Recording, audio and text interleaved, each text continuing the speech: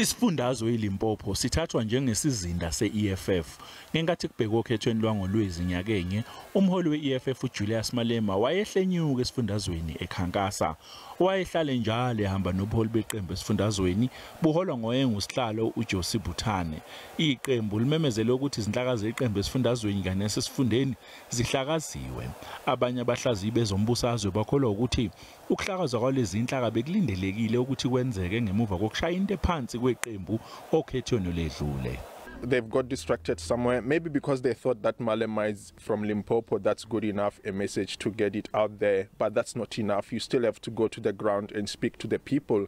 And it's not something that you do as a by-the-way thing. It's something that requires a concrete strategy that you go to the people, you remind them that this is what the eEFF stands for, and this is what we are going to do if we go into government. Udokotela uMahoba uthi ubumbano phakathi kohlaka lwesikhashana kanye nobuholi bedlule kubalekile eqenjini.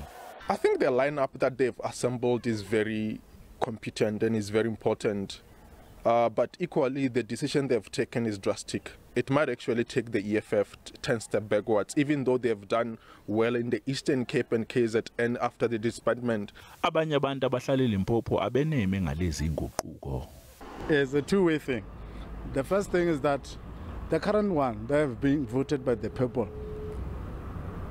They have mobilized good things. They have promised that the good things. When they dissolve this, then they are abandoning this. It's going to cause us the problem because of the service that we are expecting from them. Ihlalo zeqembu emkhandlwini zehla zisuka ekhulwini nama-90 okhethweni olwalubanjwe ngo-2016 kanti zibe yikhulu ama-68 okhethweni lwangonyaka owedlule.